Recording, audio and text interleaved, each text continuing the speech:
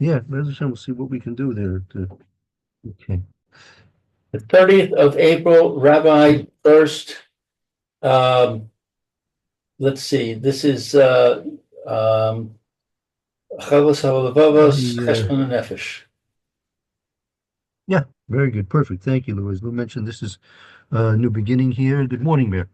Um, morning, Havos Halavavos, in Shar Heshbon Hanefesh. Very important attitudes we should try to acquire. So we'll begin. You have it here on your screen, and you probably good morning, Eliezer. Boker Tov. Okay, so here we have the beginning of the third um, chapter in Chavos Levavos Shar Cheshbon Nefesh, which is the eighth shar of 10 sharim in Sefer Chavos Levavos. This is the third parak in the eighth shar. Yeah, who would like to begin to do some reading? I would. Okay, go Let's, ahead. um, let's see. Aval al kama panim yeh cheshbon ha'adam im nafsho le le'alakim le'elokim yis Allah. But concerning uh, uh, many aspects of the accounting of a person with his soul. Is this Hashem Elohim? Yeah, this is it, right? This is meaning Hashem is meaning. Aber al kol panim yeh cheshbon ha'adam im nashvo lelokim yisala. That nevertheless a person must make an accounting with himself to uh, Yisala exalted, or his exalted Elohim who was exalted. One more. Just 1 second. I need to close the door. Sorry about that. No problem. I just realized I don't know if my wife is awake yet. Omer ki ofani hacheshbon rabim be'inyan zeh. What is ofani? We're worrying about the different ways, right? Ki ofani acheshbon rabim be'inyan hazeh, because the many different ways of the accounting are apparent in this way. Meaning there are many different ways of there are many different accounts we have to give to a Kadosh Baruch Hu. Let's put it that way. There are many different accounts we have to give to a Kadosh Baruch Hu. Ach avar mehem shloshim panim. What is avar? That Ach Evra, it's going to be explained, right? From Uh, them, from Mehem, three from them, perspectives. 30 different ways. Oh, from 30, Shloshim, 30. It's going to be explained from 30 perspectives. Right. Yisar mehem ma she ha'adam chayav bo le'elokim.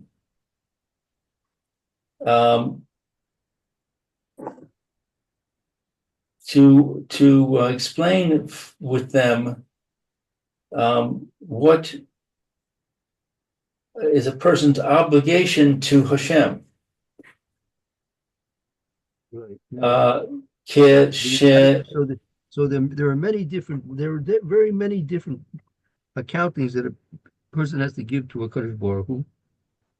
Of those many different ones, we're going to explain here in this chapter, in this sefer, 30 of them many different ways of a person having to give an accounting to Kadosh Baruch Hu. And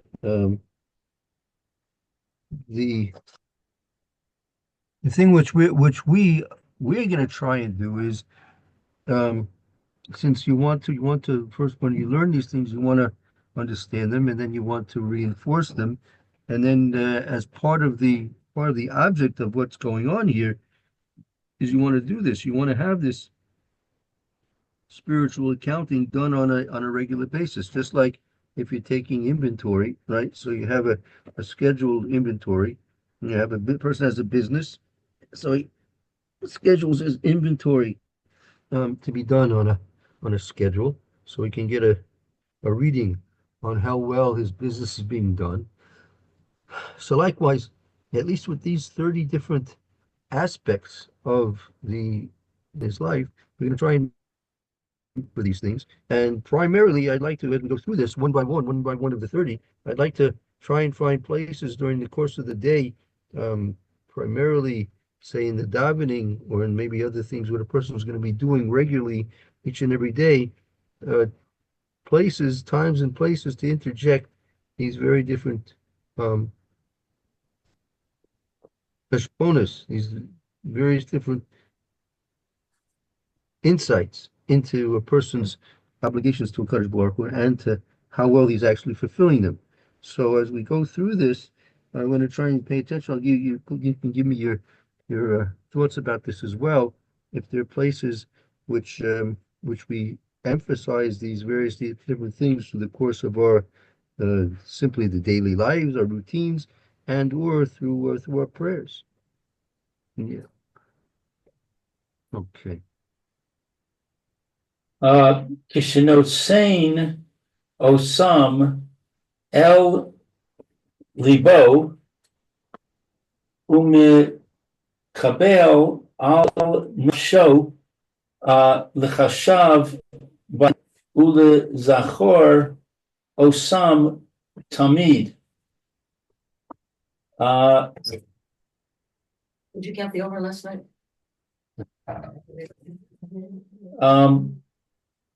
Kishenotsein, let's see, that he gives them. Kishenotsein osam elibo, when he places these upon his heart. He Right. places these upon his heart. Well, that's another way of saying when he pays attention to these things. Right. Umekabel al nafsho, and he accepts upon himself lechashav. What is lechashav? The thought process, right? When he's mikabel al nasho, when he accepts it upon himself, lahapshu b'hem, to think about them, lezikor osam tamid, and to remember them always, right? So that's part of it. Meaning, first of all, we have to learn what they are, have to try and integrate them in some way, and then we have to try and find a plan to incorporate these things in our daily lives. As I said, through our routine, perhaps there are certain things we do during the day which bring into focus these various different thought processes, and or certain things we're saying during the davening, which also are focus for these thought processes. And we'll bring examples to try and give you an example of how this actually works. It works, then, on a regular basis, if you can do these things on a regular basis, you're going to be in a completely different realm of existence. Life changing, as they say.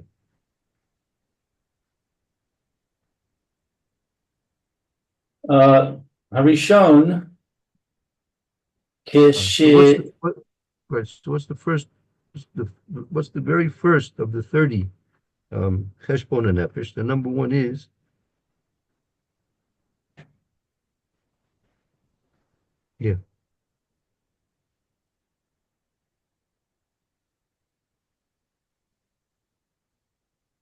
Sorry about that. the first of the. Excuse me. I'm sorry, I couldn't get that to stop making noise. Okay. Okay, so the first of them, Kishayis Tachol Ha'adam Beinan Be'inyan Atzmo V'chashav B'techilas Hoviso V'yitz Iaso V'lo Mitziah El Mitziah.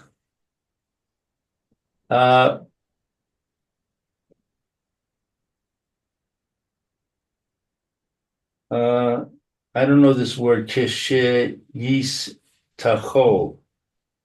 Okay, so the first of these Heshbon and Hanefesh is Shistaka, when a person will pay attention, the inyan atzmo, in his own existence, right? Person should pay attention to his own existence.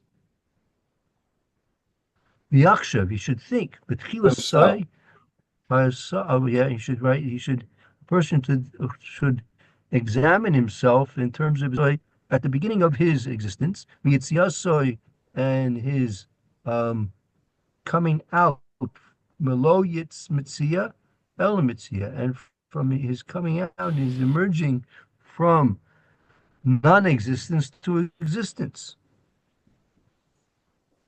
Yaksha betchilas havos. He should think about the beginning of his existence. Yitzia, so melo yitzia el mitzia. He should think about his coming out melo mitzia, from non-existence to existence. A person should, very first of everything, he should start thinking about how at one point in time he did not exist. He was non-existent, and now he is existing. And he should think about that great transformation, and how that transformation took place, and what was responsible for that transformation from non-existence to existence. That's the very first thing a person's to think about. Now, as we discussed this yesterday, I'm sure there are many people, billions of people in the world, that never even gave a minute's thought to such a thing. They simply go through life not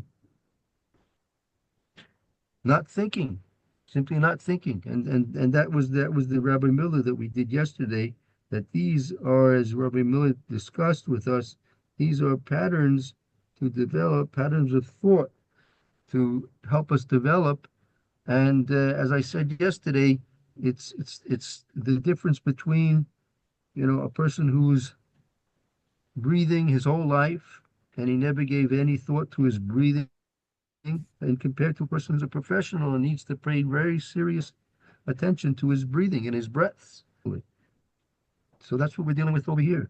Very few people at all to the fact that at one point in their realm of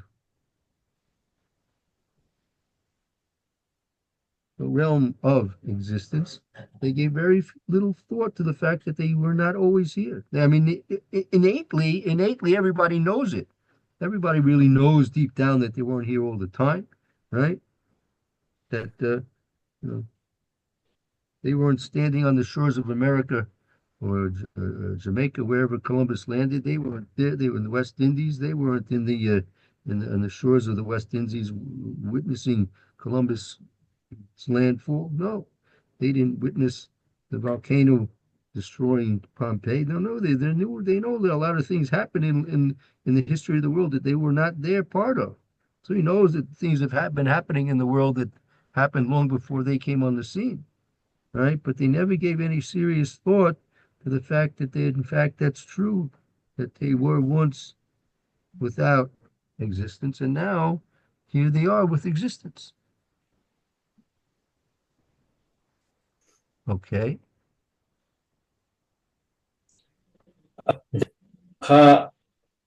Os keso me ein liesh. came into existence from not existing? Right, it says Vatiko soy me'ain layesh. He was now transformed from me'ain, from nothingness, layesh, to something.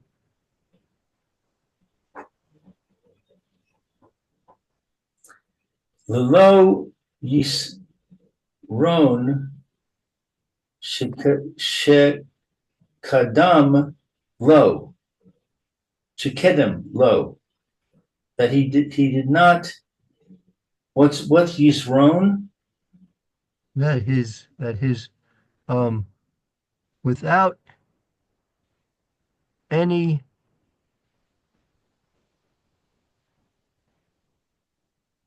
previous um without any previous thing before him. Below Yisro Shekodimo, there was nothing previous of himself beforehand. Nothing previous of himself beforehand.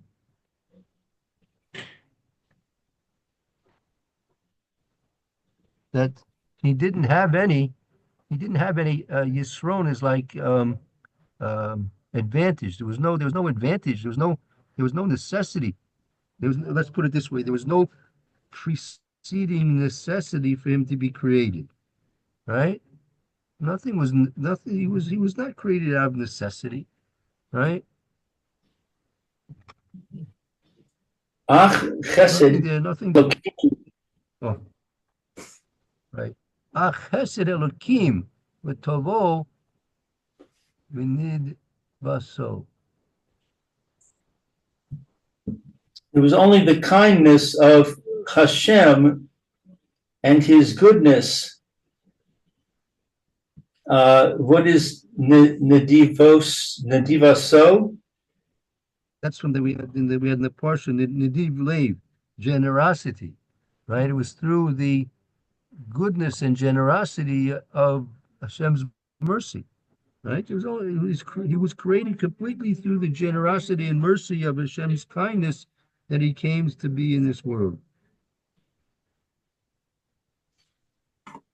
But isn't there a midrash that says, on the whole, it'd be better if we weren't created? That's a Gemara. That's a Gemara based on Machlokas, 2.5 years, Beis Shammai and Beis Hillel, as to whether or not we should have been created or not. And the decision, the unanimous decision after 2.5 years of debate between Beis Shammai, it's better we weren't created. But since we had no choice in it and we were created, so now what's left for us to do is take stock of where we are and what we've done in our life and do tshuva, and Hashem will have mercy. The question is, what was their machlokus about? Their machlokus was basically about, meaning in terms of the ability to be successful in life. Is it better to be created on the chances that you'll be successful, or perhaps that the chances of success are not so great as the chances for failure, and since the chances of failure are greater than the chances of success, you don't want to risk failure. So because of not risking failure would have been better not to have been created. What does that mean? Meaning, what were they really arguing about? They took a serious look at the mitzvahs, right? A serious look at the mitzvahs. And when you look at the mitzvahs, you have 613 positive and negative mitzvahs. Okay? 613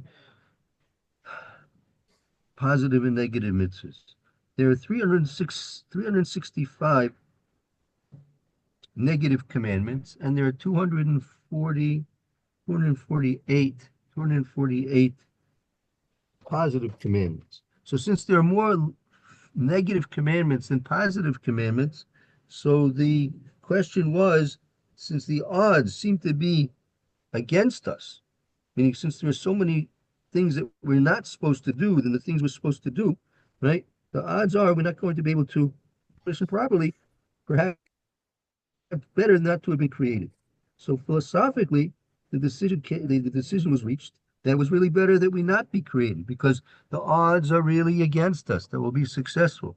And therefore, if the odds are against us that we'll be successful, perhaps it would be better not to have been created. The answer is a Bosco came out.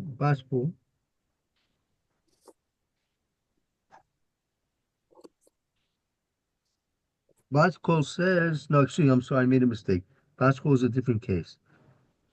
The decision, the unanimous decision was that in spite of the fact that the odds are against us, that the risk of failure is greater than the risk of success, nevertheless, since we are created, we have no choice.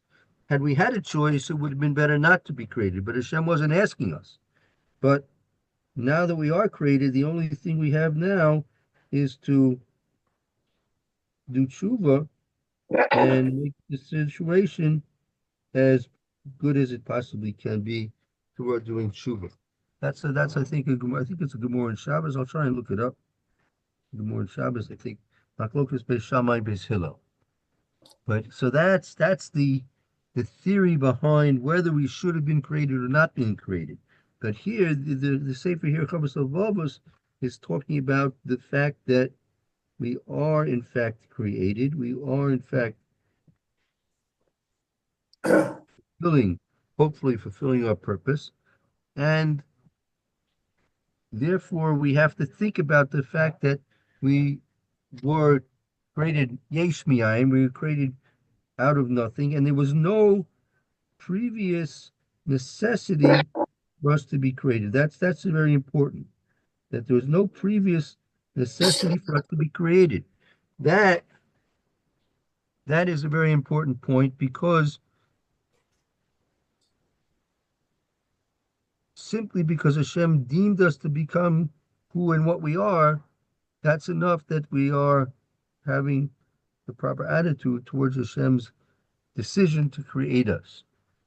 There was no necessity of us being created, and only through the benevolence, the kindness of Hashem were we in fact created. And so therefore, from the very fact that we were created through the chesed of Hashem, that automatically puts us in a state of having to be thankful and grateful for Kadosh Baruch Hu's mercy and kindness. Okay. I'm confused by what you just said because it seems to be a stira. It'd be better if we weren't created, and there's no necessity to create us. But Hashem created us anyway, so we should be grateful. Right. What's difficult about that? Well, Hashem shouldn't have created us. There's no necessity to do it, and it'd be better if he didn't do it. So he shouldn't have done it, and we shouldn't be grateful. We should be wondering what's going on here. What's with Hashem? Kiviyachol. I don't want to sound disrespectful, but you see my question? But Hashem created the world for Torah, and Torah only exists to have it fulfilled by humans. So to say that humans shouldn't have been created says there's no meaning to creation.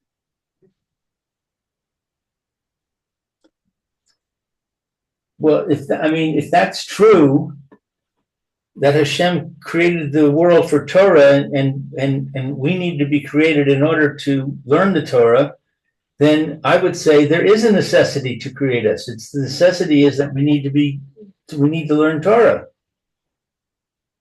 But what does it mean to say there's no necessity? But the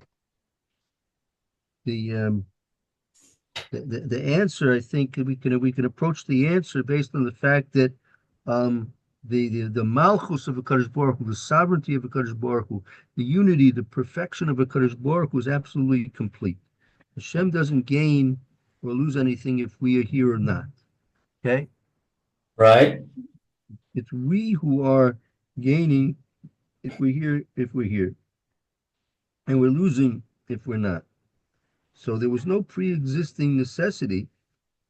It's true, like Eliezer Tzvi mentioned, that al shlosh devarim ha'olam oimed al Torah voted Gemilas Sadim. Hashem wanted, and Rabbeinu Yonah explains in Pirkei Havos, Hashem wanted that there should be a place in existence where there should be Torah learned, there should be avoda, meaning the base of Mikdash, karbanas, and or prayer, and there should be Gemilas Sadim, kind acts being done. So Hashem wanted there should be a place that all these things were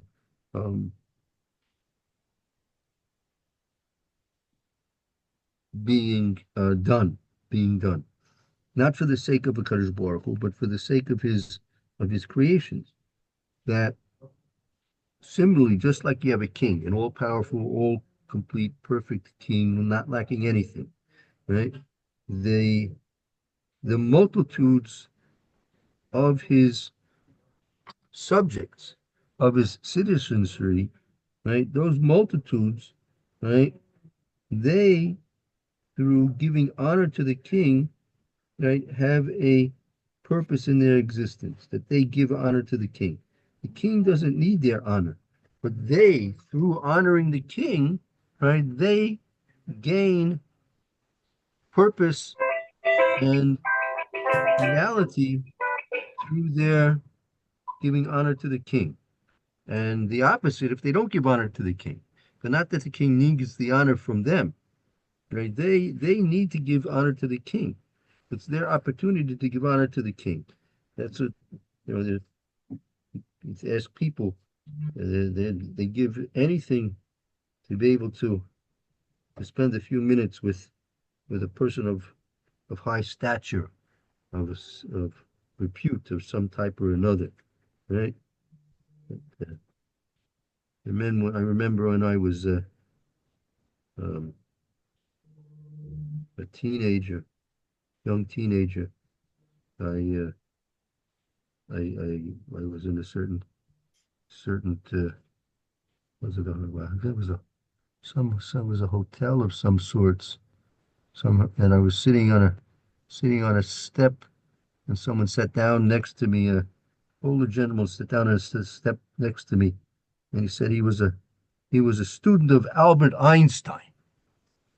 Oh, wow! I felt so honored. I'm sitting next to a student of Albert Einstein. So, just sitting in the presence of greatness, so to speak, or imagined greatness. So that a person has an honor to serve the king. So a person has the honor of being created in order to serve the king. But there was no necessity of the king being honored. So therefore, his existence is simply for his own benefit, right? So that's why it's referred to as being through the toivos, the goodness and generosity, this chesed, this mercy from Hashem of creating us. It's stemming from the generosity and goodness of a Kadosh Baruch. Now it's risky. It's so risky, right? Coming into this world is so risky that was what the Machlokus was all about. Machlokus was all about that coming into this world is a very risky thing. It's in fact, the risks are far more great in terms of the chance of failure than the chance of success. So you wouldn't necessarily go ahead and do such a thing like that, right? A person's not going to naturally go into a venture where the risks are more for the investors involved than the chances of success. So no one's going to really want to invest money in such a thing like that, right? Nevertheless, for the reasons that the Kadosh Baruch Hu only He knows, He decided to put us into a situation where the risks of failure are greater than the risks of success. And part of the reason for that could be was that Hashem wanted to give us a reward. In order to give us a reward, right, the risks of failure had to be greater than the risks of success. And so therefore, when a person will emerge successful, right, he'll be able to receive his reward.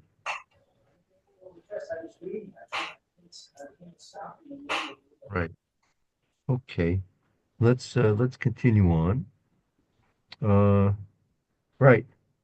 So that's at the end of toward the middle of the second sentence in that first paragraph with this beginning Harishon. The year of V'sikro, right? The year of V'sikro. Okay. Ha chesed elokim v'tovo nidavasad. It was only completely his Shem's mercy and his goodness and his generosity. V'yira b'sichlo, a person should imagine through his intelligence. Yira b'sichlo, he should see with his intelligence. Yeah. Okay, let's continue on. V'yira b'sichlo, the fifth, sixth and fifth words from the end of the second line in the first large paragraph. V'yira b'sichlo. The Yira B'sichlu. Yira is reference, and Sichlu is intelligence. Yiru is like from the word seeing. He should see b'sichlo. He should use his mind's eye to see the following. See, you should Or see another, the following. or Key, he should imagine. Another way of putting it, should imagine. you should imagine. Oh, okay. Ki hu Heshbon be'enei no v'nasa b'madrigaso u'me'ola b'mascho naso min ha behema v'hatzamach v'hamotzak. Because he thinks with his eyes. Heshbon, he calculates with his eyes. Well, in like the aspects of himself. You should think about the aspects, his all the things that go into making him up. And what is this? He should supervise. Well, Nasa Bimedrego, his elevated status. Nasa is like an elevation. From the same word, the Nasiim were the princes, the heads of the tribes. They were elevated above the rest of the people. Oh, his elevated level. Right. Status, level, status. His elevated status. You should think about the aspects of his elevated status. And what is this? Umaola? Umaola mischav b'kinavasa and his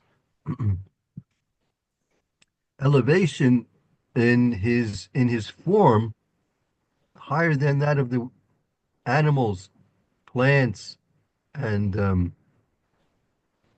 mutzak and inanimate objects.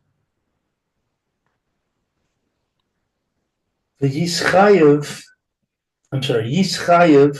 the Hodos, the Voro Yisbarach. He's obligated to give thanks to Hashem for his creation. Right. That if we'll think about and realize his elevated status and how different and greater he is than the animals and the plants and the inanimate objects. He's obligated to thank his creator, his blessed creator. I'm sorry, V'yim shal b'zeh mashal karov. He's close to a parable. He's going to bring a parable to focus this point. Ya'aleh b'machshevoso, and elevate his thoughts. Elu, Like the Yale b'machshava, so he should bring this to his thoughts. He should bring the following. He should think about the following. Elu be'es yinakoso ha'shelichaso amar b'masala. These times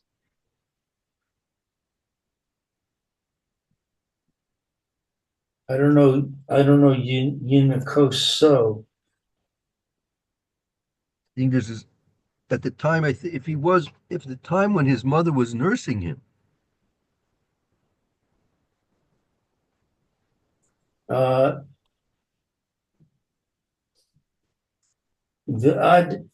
I'm sorry, the avar Adam echad ur'u oso v'chamal alav v'asaf oso el beiso unitafal v'gadolo. I don't know this whole sentence. I don't know. Okay, so like this. He should think about the following. Let a person, he should imagine the following. If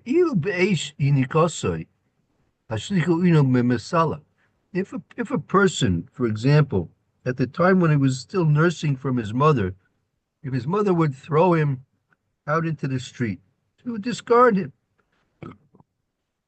Right? Takes a 4-month-old and just drops him into the street. Right?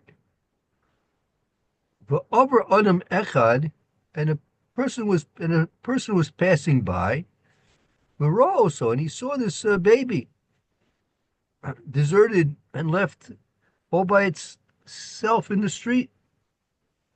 V'chamal alav, and he had mercy upon the child, on the infant. This passerby had mercy upon the child. V'osif oso el beisai, and he gathered this baby into his own house. V'nitpol b'gadolo, and he involved himself in raising this child.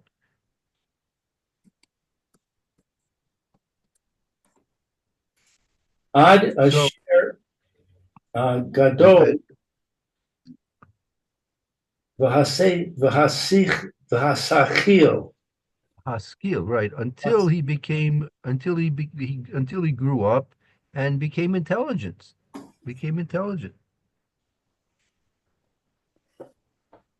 Hayach he chayav the roots the ritono the chol asher yat ho vo v'yizaheruhu mimenu.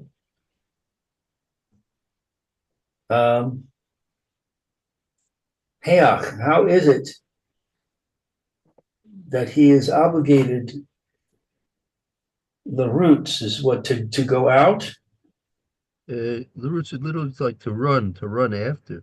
to run after his needs. Right. His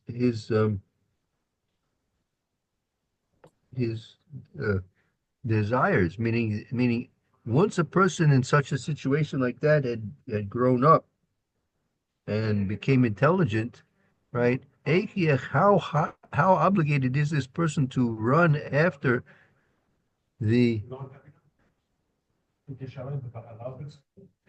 will, desire of that person who gathered in him when he was an infant?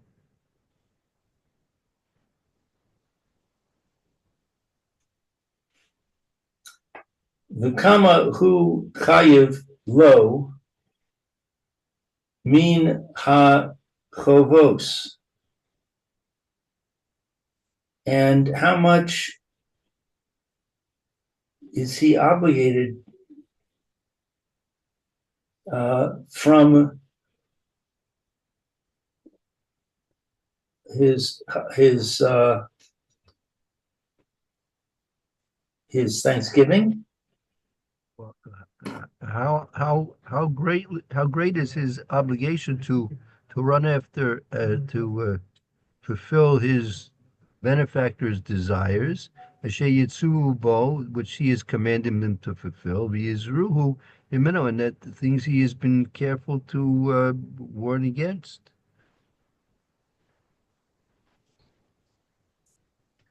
Ukefi ha-ganas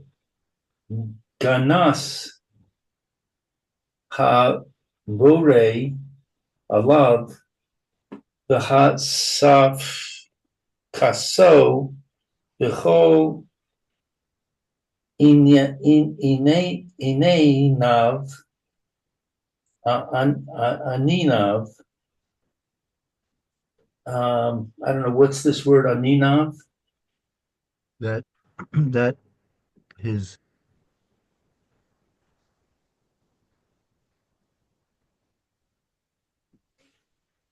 Kamahu Chayav Lo Minachil was how great is his obligation, Ukefi Haganas Haboire Alav V'Astefiko B'Kol Inyonav, and according to the uh, protection that Hashem provides for him and the supply of all his needs.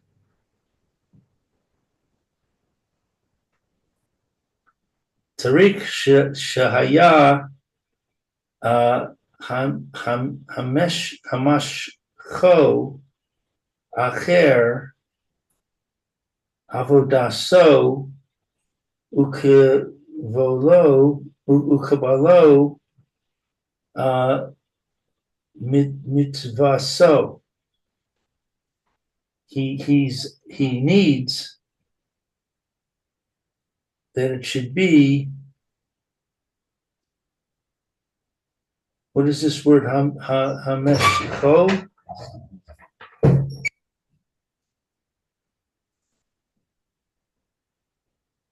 That surchiyeh hamshachoi acher havodo. He is required that he be um, drawn after serving him, bekablo mitzvos, and accepting his commands. Ukavar hochiach ha navi ha hauma be inyan hazeh be amru. And after or already, Right. what's hochiach? Ukvar hochiach hanavi ha'uma ve'ini nazeba amru, and is already the prophet. This is a reference, I believe, to I'm not sure. I'm not. This I think is a reference to Shlomo Melech. Well, and already it's been proven by the prophet of the people regarding this topic, this inference.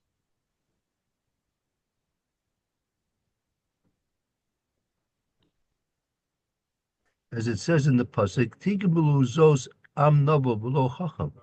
They should receive their reward over this ungrateful people and without wisdom. And then he brings the pasuk in Yehezkel, "Avur alech araich v'mismosas demamayich." That's a pasuk. If you remember, we said this just about a couple of weeks ago. This is a pasuk that's brought down in Haggadah Shal Pesach. Look, I'll tell you, we're going to review the last part of this paragraph tomorrow, and maybe look at the psukim as well. So maybe we'll stop here and save the rest of the because we're not going to rush through the explanation of these last few psukim. So maybe best hold it, and we'll come and finish up the last 3 or 4 lines tomorrow and look at the psukim inside. And hopefully Thank return shortly. Thank you, Luke. Thank you for the reading. Appreciate it. Have a good day. Okay. Thank you, Liz. Be well. Okay, I'll see you in a few minutes.